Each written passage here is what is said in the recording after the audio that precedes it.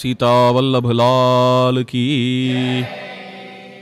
மகாபுருஷ சம்பந்தம் என்கிறது ஏனக்கேன பிரகாரேன அமைஞ்சாலும் அது நமக்கு ஏதோ ஒரு ஆத்தியாத்மிக லாபத்தை கொடுக்கிறது. மகாபுருஷாள், அதற்கு மேலே அவதார புருஷாள், அவள்கிட்ட இருக்கக்கூடிய ஏதோ ஒரு சம்பந்தம், அது பிரேமையாக இருந்தால் அந்த பிரேமைய வாத்சல்யம், சக்கியம், மாதுரியம், தாஸ்யம், சாந்தம் என்றெல்லாம் சொல்லுகிறார்கள். தயேவ சாதுஷு கிருதா. இது ரொம்ப பிராகிருதமாக சாமானிய ஜனங்கள்கிட்ட அன்பு அப்படிங்கிறது காட்டுறதே ரொம்ப சுவாரஸ்யமான விஷயம். சாதாரணமாக ஒரு எஜமான், தாசன், அவளுடைய பிரீத்தியே ரொம்ப சுவாரஸ்யமான விஷயம்.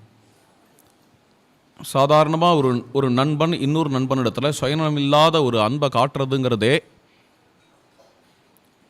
ஒரு சித்த சுத்திக்கான விஷயந்தான். ஏன்னா அன்புங்கிறதே சித்த சுத்திக்கான விஷயம்.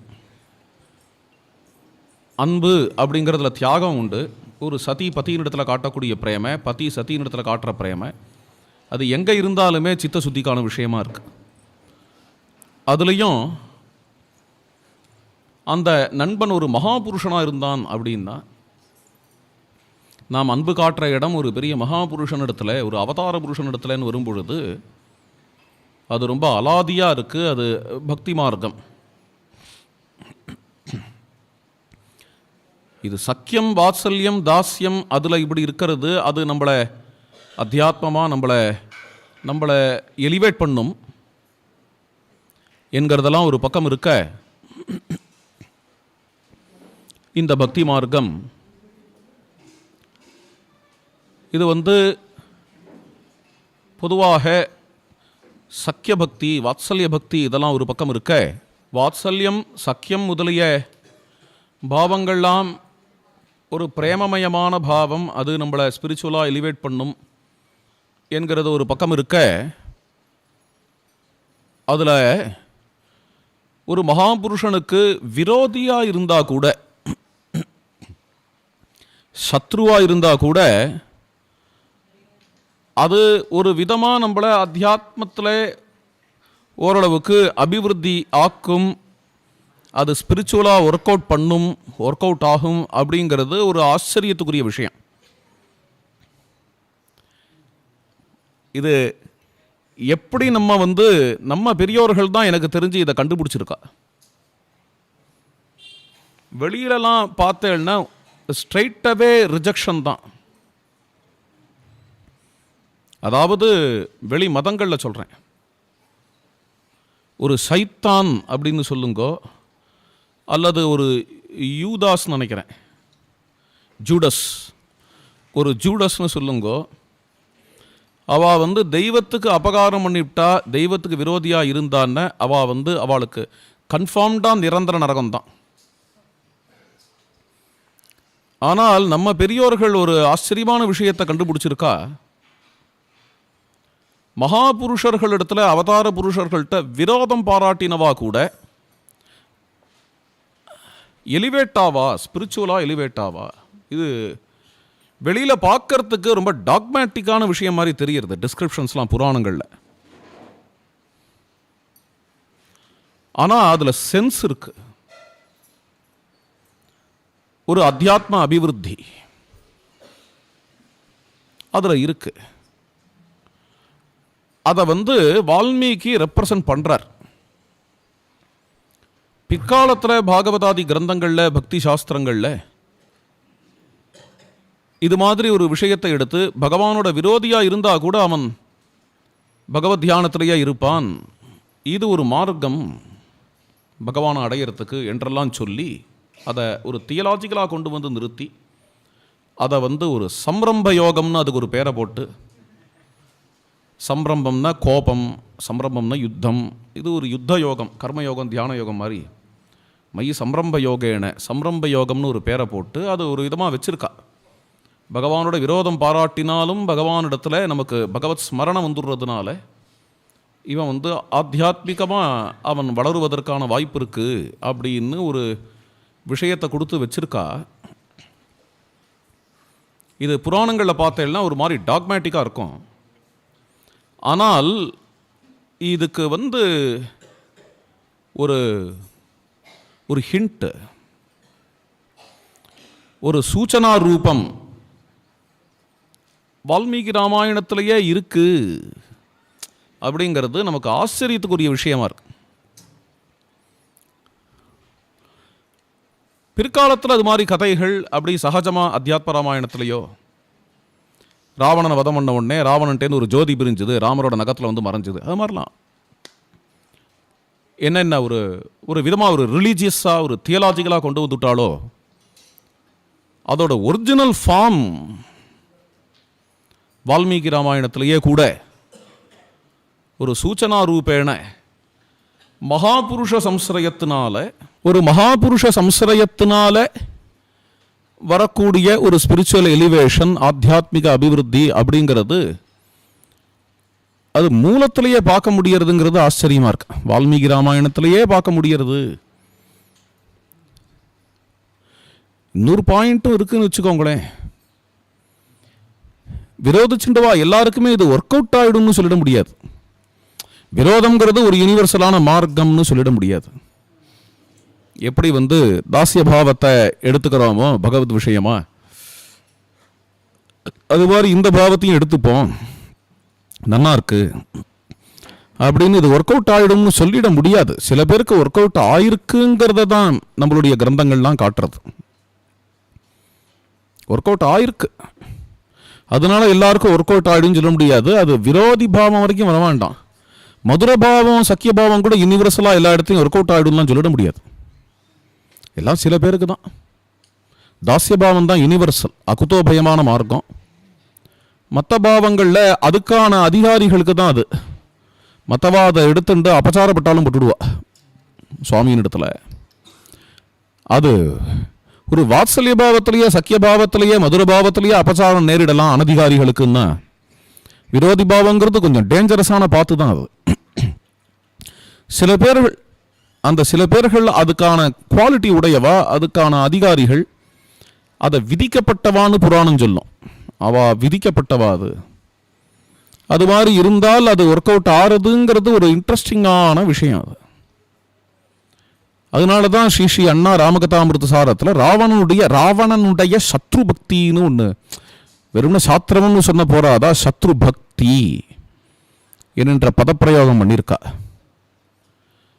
ராவணங்கிட்ட அந்த ஒரு ஸ்பிரிச்சுவல் எலிவேஷன் கிராஜுவலாக வளர்றத பார்க்குறோம். அதான் சொல்கிறேனே, இதை நான் டாக்மேட்டிக்காக சொல்லலை. பிற்காலத்தில் ஏற்படுற கிரந்தங்களில் எல்லா தரிசனங்கள்லையுமே எல்லா சித்தாந்தங்கள்லையுமே டாக்மேட்டிக்காக என்னென்னலாம் வரதோ அதுக்கான ஹிண்ட்ஸு, அதுக்கான சூச்சனைகள் வால்மீகி ராமாயணத்தில் ஒரு இன்சைட் வடிவத்தில், ஒரு இன்ட்யூஷன் வடிவத்தில் இருக்கிறத தான் பார்க்குறோம். அதுதான் இந்த எபிக்கோட பியூட்டியே. இது ஆதி காவியம். பக்தி சாஸ்திரங்கள்லாம் ஏற்படுறதுக்கு முன்னாடியே வந்த காவியம். பெரும்பாலான வேதாந்த சாஸ்திரங்கள் ஏற்படுறதுக்கு முன்னாடியே வந்த காவியம். நீங்கள் ஞான மார்க்கம், பக்தி மார்க்கம்னு பிற்காலத்தில் என்னென்னலாம் பிரம்மாண்டங்கள் ஏற்பட்டுதோ, அல்லது நியாயம், வைசேஷிகம், சாங்கியம், இதெல்லாமே உருவாகிறதுக்கு முன்னாடி சாங்கியம் பெர்ஹாப்ஸ் த ஓல்டஸ்ட் ஃபிலாசபி. சாங்கியமே உண்டாகிறதுக்கு முன்னாடி வந்தது கிரந்தம் ராமாயணம். எங்கேயுமே ராமாயணத்தில் சாங்கியமே இல்லை. சாங்கியங்கிற வார்த்தை கூட கிடையாது ராமாயணத்தில். இவ்வளோ பெரிய கிரந்தத்தில் சாங்கியங்கிற வார்த்தை கிடையாதுன்னா ராமாயண காலத்தில் சாங்கியங்கிற ஃபிலாசபி கிடையாதுன்னு அர்த்தம். நியாயம் கிடையாது, சாஸ்திரம், அது நியாய சாஸ்திரம் சொல்கிறேன், நியாயம் கிடையாதுன்னு வேற ஏதாவது எடுத்துன்னு. வைசேஷிக சாஸ்திரம் கிடையாது, மீமாம்சா சாஸ்திரம் கிடையாது, தந்திரம் கிடையாது. ஆனால் இது எல்லாத்தினுடையும் ஒரிஜினல் இன்சைட்ஸ் ராமாயணத்தில் இருக்குங்கிறது தான் அழகு. அது இது மாதிரி தனித்தனி சாஸ்திரங்களாக ஏற்பட்டு அதெல்லாம் மார்க்கங்கள், இதெல்லாம் சித்தாந்தங்கள், இதுக்கான பீடம், இது சித்தாந்தம் அப்படின்னு என்னென்னலாம் அலங்காரங்கள்லாம் பண்ணி பார்த்துருக்கோமோ பிற்காலத்தில். என்னென்ன அலங்காரங்கள் வேண்டும், அதுக்கான சூத்திரங்கள், அப்புறம் பாஷ்யங்கள், பாஷ்யங்களுக்கு பாஷ்யங்கள், அதெல்லாம் உண்டாகிறதுக்கு முன்னாடியே ஆதிகாவியம் வந்தாச்சு. அதனால தான் இதுக்கு ஆதிகாவியம்னு பேர். ஆச்சரியம் என்னன்னா, அந்த ஆதிகாவியத்தில் இதெல்லாம் இருக்குது. இதுலலாம் வந்த விஷயங்கள் இருக்கு. இந்த பேர் இப்போ சிரவணம், கீர்த்தனம், ஸ்மரணம், பாதசேவனம்னு இருக்காத இருக்கும். ஆனால் சிரவணத்துக்கு உதாரணம் ராமாயணங்களையும் காட்டணும்னா காட்ட முடியும். டெர்மினாலஜி இருக்காது. வாத்சல்யம், மாதுரியம், 5 பாவங்கள், டெர்மினாலஜி இருக்காது. ஆனால் வாத்சல்யத்துக்கு ராமாயணத்தில் உதாரணம் காட்ட முடியும், மாதுரியத்துக்கு ராமாயணத்தில் உதாரணம் காட்ட முடியும். பாசுபதத்தில் வரக்கூடிய ஒரு விஷயம், ருத்ரன் மகேஸ்வரன் 2 தத்துவம். அனாயாசமாக திடீர்னு ஒரு இடத்துல அது வருது. ராமாயணத்தில் பாசுபதம் அப்படின்னு ஒரு லெக்சர் கொடுக்கலாம் போல இருக்கு. ருத்ராஸ்திரத்தை எடுத்து பிரயோகம் பண்ணா இந்திரஜித்து, அதை மாகேஸ்வராஸ்திரத்தினால கிரகிச்சார் லக்ஷ்மணன். அது என்னது இது? இது பாசுபத விஷயம் அல்லவோ? இது எப்படி ராமாயணத்தில் வந்தது? அப்போ 2 விஷயங்கள். இதெல்லாம் என்னதான் பிற்காலத்தில் சித்தாந்தம் அது இதுன்னு பிரமாதமாக வந்துவிட்டாலும் இதனுடைய சூச்சனைகள், ஹிண்ட்ஸ் எல்லாம் அதெல்லாம் பிராச்சீன காலத்துலேருந்தே இருந்துன்னு இருக்கு. அதுவும் சுந்தரகாண்டத்தில் அத்தனை தந்திர சாஸ்திரமும் இருக்கிறதா காட்டிவிட்டா வியாக்கியானகாரெல்லாம். இப்போ என்னென்ன தந்திரங்கள்லாம் இருக்கோ ஆரம்பமே ஆகாசத்தில் வித்யாதரர்கள்லாம் நின்று பார்க்குறாங்கிற இடத்துலையே இந்த வித்யாதரர்கள்லாம் வந்து ஸ்ரீவித்யா உபாசனை அப்படின்னு ஆரம்பிச்சுட்டா. வியாக்கியான சாமர்த்தியம் இல்லை. கொஞ்சம் கவனித்து பார்த்தோம்னா அது இருக்கும். ஒரு வித்யா உபாசனை பண்ணுறவாளுக்கு என்னென்ன சாமான்கள் திரவியங்கள் உண்டோ அதெல்லாம் தான் அங்கே சொல்லியிருக்கு லிஸ்டா. அவள்லாம் ஆகாசத்தில் நிற்கிறான்னு ஆரம்பிச்சா வரிசையாக அங்கேருந்து ஆரம்பித்து சுந்தரகாண்டம் முடிகிற வரைக்கும் சர்வத்திர அந்த தந்திர சாஸ்திரம் கன்சிஸ்டண்ட்டாக இருக்கு. ஜோதிஷம் உதாரணம். ஜோதிஷம் ஆனால் ராமாயண அளவுக்கு பழசு. ராமாயணத்துக்கு முற்பட்ட சாஸ்திரம் ஜோதிஷம், ஆயுர்வேதம் அதெல்லாம் உபவேதங்கள் ஆகிடும். அதெல்லாம் உபவேதங்கள். சித்தாந்த கிரந்தங்களை சொல்கிறேன். ஒரு கால அத்வைத்தம், விசிஷ்டாத்வைத்தம், துவைதாத்வைத்தம் இதில் உள்ள தத்துவங்கள் கூட ராமாயணத்தில் இருக்கிறத பார்க்கலாம். ஆனால் ராமாயண காலத்தில் இந்த டேர்ம்ஸ்லாம் வந்து விடலை. எது மாதிரி டேர்ம்ஸ் வந்து விடலை? லைக் அசத்யாதிவாதம், இந்த டெர்மினாலஜிலாம் கிடையாது. அனிர்வச்சனீய கியாதிவாதம் அல்லது ரஜ்ஜு சர்ப்ப நியாயம் இதெல்லாம் கிடையாது ராமாயணத்தில். இந்த டெர்மினாலஜிலாம் கிடையாது. அது வந்து வேதாந்தத்தோட டெர்மினாலஜி தான் கிடையாதுங்கிறது இல்லை. யோக சாஸ்திரத்தோட டெர்மினாலஜி இருக்காது, கான்செப்ட் இருக்கும். ஃபார் எக்ஸாம்பிள் சையமம் அப்படின்னு பதஞ்சலி சொல்றாருன்னா, சையமம்ங்கிற வார்த்தை ராமாயணத்தில் இல்லாத இருக்கலாம். ஆனால் சையமம் மூலமாக என்ன பண்ணணும்னு பதஞ்சலி சொல்றாரோ அதை ஹனுமான் பண்றாரு. அது மூலமாக தான் அந்த சித்தி, ஆகாசத்தில் பறக்கிறதுங்கிற சித்தி. ருரோத ஹிருதய பிராணானு ஆகாசம் அவலோகையனுங்கிறது தான் சையமம். அதை சையமம்னு வால்மீகி சொல்ல மாட்டார். அந்த டெர்மினாலஜி ஃப்ரேமே ஆயிருக்காது ராமாயண காலத்தில். பதஞ்சலி அதுக்கு ஒரு டெர்மினாலஜி போடுறார், சையமம் அப்படின்னு. அது மாதிரி துவஜோ ரதஸ்ய விஜானம் தூமோ ஜானம் விபாவசோகலாம் நியாயசாஸ்திரம். என்ன இது? இப்போ பர்வதோ வன்ஹிமான் தூமாத்துன்னு சொல்லி அனுமானம்னா என்னென்னலாம் விஸ்தாரமாக வர்ணிக்கிறாளே, இந்த நியாயசாஸ்திரம் ராமாயணத்தில் எங்கேன்னு வந்தது? தூமோ ஞானம் விபாவசோகம் ஈஸியாக சொல்லிட்டு போகிறார் வால்மீகி.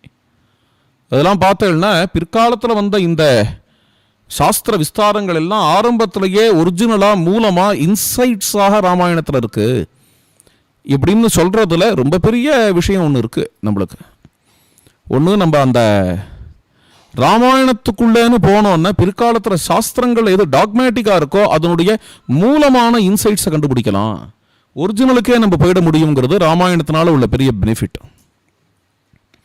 ரெண்டாவது பெரிய பெனிஃபிட் என்னென்னா, இந்த சாஸ்திரங்களில் வந்த இவ்வளோ பெரிய விஸ்தாரங்கள்லாம் இருக்கே, இது ஒன்றும் புதுசு இல்லை. இதெல்லாம் காலங்காலமாக ராமாயண காலம் தொட்டே இருந்துட்டு இருக்கக்கூடிய விஷயம்தான் அப்படிங்கிறது சொல்கிறது அதை விட பெரிய பெனிஃபிட். அவ்வளோ பிராச்சீனமான விஷயங்கள் இதெல்லாம் அப்படின்னு சொல்கிறது ஒரு பெரிய பெனிஃபிட்டு. சும்மா இப்படி சொல்லிட்டு போகிறேன். அது மாதிரி நிறைய பக்தி சாஸ்திர விஷயங்கள் இதெல்லாம் ராமாயணத்தில் இருக்கிறத பார்க்கும்பொழுது அற்புதமாக எதெல்லாம் நீங்கள் வந்து சாத்விக லட்சணங்கள்னு சைத்தன்ய தேவருடைய சிஷ்யாலாம் விஸ்தாரமாக சொல்லியிருக்காளோ இது ஒவ்வொன்றத்தையுமே ராமாயணத்தில் பரதன் இடத்துலையோ சீதையின் இடத்துலையோ காட்ட முடியும். ராமர் இடத்துலையே காட்ட முடியும். சீதா விரகத்தில் உள்ள ராமர் இடத்துல காட்ட முடியும். சத்ரு பக்தி அப்படின்னு ஒன்றுத்த சொல்றார். ராவணனை பாருங்க, எனக்கேன பிரகாரேன ராமரோட ஒரு சம்பந்தம் ஏற்பட்டுடுத்தோ அதனால ராவணனுக்கு எப்படி ஒரு ஆன்மீக வளர்ச்சி ஏற்பட்டது அப்படிங்கிறது ஒரு அற்புதமான விஷயம். ராவணன் முதல்ல வரதுங்கிறது ஆரண்ய காண்டத்தினுடைய 32வது சர்க்கத்தில். அங்கதான் ராவணன் முதல்ல வரான். ராவண தரிசனம் இல்லையா, ராவண பிரபாவ தரிசனமா. சூர்பனக வந்து ராவணனை பார்க்குறா. ஒரு சர்க்கம் முழுக்க ராவணனை இன்ட்ரடியூஸ் பண்ணுறார். அந்த இடத்துல ராவணனுடைய பிரபாவங்கள் எல்லாத்தையும் சொல்றார். கைலாசத்தையே தூக்கினவன், வாரணம் புரத மார்பும், வரையணை எடுத்த தோளும், நாரத முனிவர்க்கேற்ப நயம்பட உரைத்த நாவும், தாரணி மௌலி பத்தும்னு உட்கார்ந்துட்டு இருக்கான் ராவணன் இந்த சிம்மாசனத்தில். கைலாச மலையே எடுத்து பந்தாடினவன் அப்படிங்கிற அளவுக்கான ஒரு பிரபாவம் உடைய லங்கேஸ்வரன் காட்டுறார். நல்ல தேஜசுடையவன், நல்ல வேதவித்து, நல்ல சாஸ்திரம் தெரிஞ்சவன். அவனுடைய தௌஷ்டியங்களையும் சொல்றார். என்ன துஷ்டத்தனங்கள்லாம் பண்ணிட்டு இருக்கான். நாகலோகத்துக்கு போய் நாகஸ்திரீகளெல்லாம் எப்படி கொண்டு வந்தான் அதெல்லாமும் சொல்றார். அப்படி சொல்லிட்டு வரார். ரொம்ப மெடுக்கா இருக்கான், ரொம்ப கர்வமா இருக்கான், அகங்காரமா இருக்கான். தனேன தர்ப்பேனச்ச பலேன சான்விதா. அவனுடைய நிலை தனம், அகங்காரம், பலம் எல்லாத்திலையும் பெரியவன், எந்த குறையும் இல்லாதவன். அது மாதிரியான ஒரு ராவணனை சூர்பனகை போய் பார்த்தாள் அப்படின்னு. மூக்கு இல்லாம அவ போய் பார்த்தா சூர்பனகையோட மூக்கை யாரோ ஒருத்தன் அறுத்தான்ங்கிறதே முதல்ல ராவணனுடைய அகங்காரத்துக்கு ஒரு பெரிய அடி. இவாளெல்லாம் யாருமே எதிர்த்ததே கிடையாது. ராவணனை யாருமே எதிர்த்ததும் கிடையாது, ஜெயிச்சதும் கிடையாது. அஜேயன் ராவணன். சொன்னேன் சாயங்காலமே. டிப்பிக்கலி வால்மீகி ராமாயண பிரகாரம் பார்க்கணும்னா இப்போ வரைக்கும் இந்த ஆரண்ய காண்டத்தில் உட்காந்துருக்கான இந்த ராவணனை யாருமே ஜெயிச்சது கிடையாது. அசாத்தியமான பலபராக்கிரமசாலி. முதல் அடி சூர்பனக மூக்கருந்து வந்திருக்கா. இது எப்படின்னு கேட்ட உடனே 14,000 ராட்சசர்களை அர்த்தாதி முகூர்த்த காலத்தில் ஒரு பதாத்தியாக ஒத்தன் அடிச்சு துவம்சம் பண்ணியிருக்கான்ங்கிறது நிஜமாவே அவனா இருந்தா நம்ம மனசுல அப்போ எப்படி இருக்கும்னு நினைச்சு பாருங்க. என்ன ஒரு ஷாக்கை கொடுத்துருக்கோம். இந்த 14,000 ராட்சசர்கள், தேவர்கள், கந்தர்வர்கள்லாம் கூட ஆட்டி படைக்கிறவா, அரற்றவா, மிரட்டுறவா. இவாளை கொசின் பண்ணவே அங்கே ஆள் கிடையாது. அப்படிங்கும் பொழுது எந்த சேனையும் இல்லாமல் ஒத்த ஆளா ஒத்தன் உள்ள நுழைஞ்சு இவாளெல்லாம் துவம்சம் பண்ணிவிட்டார் அப்படின்னு முடிஞ்சு போச்சு இந்த கதை. அது கொஞ்சம் ஒரு மாதிரி தான் இருந்தது ராவணனுக்கு. இது விஷயமா மாரீச்சன்ட்ட போய் நின்ன உடனே மாரீச்சனுமே வேண்டாம் ராமர்கிட்ட போகாதுன்னு ரெசிஸ்ட் பண்ணதும் ஷாக்கிங்காக தான் இருந்தது. அது அடுத்த அடி. யாருமே அவனை பார்த்து அங்கே போகாத, தோத்து போடுவே அப்படின்னு சொன்னதே கிடையாது. அங்கே போனால் நீ செத்து போடுவேங்கிற மாரீச்சன். இப்படியே சொல்கிறான், முதல்ல நான் சாவேன், அடுத்து நீ சாவேன்னு. அது ஷாக்கிங்காக இருந்தது. அதை விட அவனுக்கு அவனுடைய உத்வேகத்துக்கு பிராதானியம் ஜாஸ்தி. இங்கே சூர்பனகா அது தெரிஞ்சுதான் அந்த லூப்போல கையாண்டிருக்கா. அழகான பெண்மணி அங்கே ஒருவள் இருக்காள். இந்த ரிஸ்கை எடுத்தாவது அந்த பெண்மணியை கொண்டு வந்து விடலாம், சமாளிச்சுக்கலாம். முதல்ல கண்ணை மூடின்ற காரியத்தை பண்ணிடலாம், அப்புறம் சமாளிச்சுக்கலாம். அந்த தில்லு வேணும் அப்படின்னு நினைக்கிறான். அப்படி கொண்டு வந்துட்டாலே அநேகமாக அந்த ராமன் அந்த ராமனை பற்றி இவன் கேள்விப்பட்டதெல்லாம் அந்த பெண்மணியின் இடத்துல உசிரியே வச்சிருக்கான். அநேகமாக அவனும் செத்து போயிடுவான். இது ஒரே கல்ல 2 மாங்காய் அடிக்கிற மாதிரி. அதாவது பழிக்கு பழியும் வாங்கினா மாதிரி ஆச்சு, அந்த பெண்மணியும் அடைஞ்சா மாதிரி ஆச்சு. இது மாதிரி இதை சொன்னாதான் அவன் கிளம்புவான், இதுதான் அவனுக்கு மோட்டிவேஷனாக இருக்கும்னு தெரிஞ்ச சூர்பனகை அதை ஒர்க் அவுட் பண்ணியிருக்காங்க. அதனால அவன் பிக்ஷு ரூபத்தில் போய் சீதாதேவியை அபகரிச்சுட்டு வரான். பான் வடிவத்தில் மாரீச்சனை அனுப்பி இது மாதிரி ஒரு காரியத்தை அவன் பண்ணுறதுங்கிறதே அவனுக்கு கௌரவ குறைச்சல். என்ன எங்கேயுமே அவன் யுத்தத்துக்கு போன நேரம் தான் போவான். இது புது விஷயம் அவனுக்கு. இவ்வளோ பேர்பட்ட லங்கேஸ்வரன், எவ்வளோ பெரிய ராவணன், அவனுக்கு கீழே இருக்கிற ஒரு ஆளை மானா அனுப்பி ராமலட்சுமணாவை அப்புறப்படுத்தி ஒரு பிச்சைக்காரனா போய் நின்றுண்டு கேட்க இது மாதிரி புருஷா இல்லாத வீட்டுக்குள்ளே போய் ஒரு ஸ்திரீயை அபகரிச்சுன்னு வந்திருக்கான். ராமாயணம் உள்ள வரைக்கும் அதை பாடிட்டு இருக்க போறா எல்லாரும். இது தேவையா அவனுக்கு? இப்படி ஒரு காரியத்தை பண்ணியிருக்கான். அது பண்ணி அபகரிச்சுன்னு வந்தது மட்டும் இல்லை, இதுக்கு மேல அவனோட அகங்காரம் இன்னும் அடிக்கிறதுக்கு என்ன வழி அப்படின்னு கொண்டு வந்த அந்த பெண்மணியோ இவனை ஒரு ஆளாவே மதிக்கல, கடைசி வரைக்கும் மதிக்கல. அவன் லைஃப்ல இது நடந்ததே கிடையாது. எந்த பொண்ணை கொண்டு வந்தாலும் அவள் அழுவா, கதறுவா, பதறுவா, ஆத்திரப்படுவா, எல்லாம் நடக்கும் கொஞ்ச நாள் வரைக்கும். அவன் அநேகமா அவளுடைய பந்துக்கள் எல்லாரையும் கொன்னு இருப்பான். கொன்னுட்டு அதுக்கப்புறம் அதை பார்த்து, இங்க பாரு, யூ ஆர் ஹோப்லெஸ் நவ், உனக்கோ உன் பர்த்தா உன் புள்ள எல்லாரையும் கொன்னாச்சு, என்ன கல்யாணம் பண்ணிக்கிறது தான் ஒரே வழி உனக்கு என்றெல்லாம் சொன்ன உடனே அவள் என்ன பண்ணுவா பாவம்? ஒரு பக்கம் பார்த்தா அவள் பந்துக்கள் பிறந்தாகம் புக்காகம் எல்லாமே செத்து போயிடுத்து. இன்னொரு பக்கம் பார்த்தா மிகப்பெரிய சாம்ராஜ்யம் மிகப்பெரிய செல்வங்கள்லாம் காத்துன்ருக்கு. அதனால சரின்றுவா. இது மாதிரி அவளை ஒத்துக்க வச்சு அதுக்கப்புறம் அவளை ஏத்துன்றுவான். அவனை பொறுத்த வரைக்கும் இதுக்கு தான் ராட்சச விதானம்னு பேர். இது ராட்சசாலோட தர்மம் தான். பலாத்காரம்னு பண்ண மாட்டான், ஆனால் பலாத்காரம் தான் இது. இது பலாத்காரம் தான். இதுதான் பண்ணிட்டு இருந்தான் அவன். அதுலேயே there is a method in his மேட்னஸ்ங்கிற மாதிரி அதுலேயே அந்த ஸ்திரீ விரும்பாமல் அவளை பலாத்காரம் பண்ணானா அது ப்ரெஸ்டீஜ் இஷ்யூவான் அவா சொசைட்டியில். பின்ன என்ன அப்படின்னா அந்த ஸ்திரீயை வெறும்னா கொண்டு வருது, அந்த ஸ்திரீனுடைய பந்துக்கள்லாம் கொண்டு போட்டுடுறது, யார் யாரெல்லாம் எதிர்த்துன்னு வராளோ அவளை கொண்டு போட்டுறது, இவளை அங்கேருந்து வந்து ஒரு இடத்துல வச்சுடுறது. வச்சுட்டு இவனுக்கு யாருமே கிடையாதுமா, இங்கே தான் நீ இருந்தாகணும், இங்கேயோ உனக்கு இவ்வளோ சுகபோகம் காத்துன்னு இருக்குன்னு அது தலையை ஆட்டும். பாவம் என்ன பண்ணும் அது? அது மாதிரி தான் வழக்கம். யாருமே இந்த ராவணனை நீ வரைக்கும் ரிஜெக்ட் பண்ணதில்லை வந்தவாளில். முதல் எக்ஸ்பீரியன்ஸு யாரையோ ஒத்திய அபகரிச்சுன்னு வந்திருக்கான், அதுவும் திருட்டுத்தனமாக, சண்டை போடுறதுக்கு வக்கு இல்லை. அப்படி அபகரிச்சுட்டு வந்த அந்த பெண்மணி இவனை ஒரு துரும்பாக மதிச்சு இவனை ஒரு விஷயமாகவே கருதலாவோ. அதாவது கொஞ்சமாவது கன்சிடர் பண்ணாளா? என்னைக்காவது ஒரு நாளைக்காவது இவன் தினம் வந்து கேட்டுட்டு இருக்கானே, அவனை பார்த்து ஐயோ பாவம் தோணித்தா கொஞ்சமாவது கன்சிடர் பண்ணானா அப்படின்னு பார்த்தேன்னா இவனை ஒரு சுத்த லோஃபர் நினச்சிட்டு இருக்காவோ. அப்படி ஆக்கிட்டா. இவ்வளோ பெரிய ராட்சசராஜன் அது இதுன்னு பேர் அவனுக்கு. கைலாசத்தை தூக்கினவன், ஐராவத யானை தந்தம் குத்தித்து, இதெல்லாம் பேர். இதெல்லாம் ஒன்றும் இல்லை, இது யூஸ்லெஸ் ஃபெலோ. இவன் தினம் இங்கேயும் அங்கேயும் அலைஞ்சின்னு இருக்கான். அவன் மாத்திரம் நினச்சான் அவனுக்கு எப்படி இருந்திருக்கும். அவனுக்கு கொஞ்சம் கூட கன்சிடர் பண்ணல அப்படிங்கிறது அவனுக்கு ஷாக்கிங்காக இருந்தது. இதில் ஆட்டம் கண்டு போனான். அது அதிசயம்தான். 9 மாதம் கிட்டத்தட்ட இப்படியே ஓடி இருக்க அவனுக்கு. ராமர் கிட்டக்க போகிறதுக்கு இன்னும் பயம்தான் போல. இதுக்கு அடுத்தது அவனே எதிர்பாராத விதமாக, ஏன்னா ராமன் நிச்சயமாக இவ்வளோ தூரம் வர முடியாது, ஒத்த ஆளாக அங்கே உட்காந்துருக்கான். அப்படியே மறுபடியும் அயோத்திக்கு போய் படையை கொண்டு வரணும்னாலும் சாதாரண விஷயம் இல்லை. அதனால அவன் ஒழிஞ்சான்.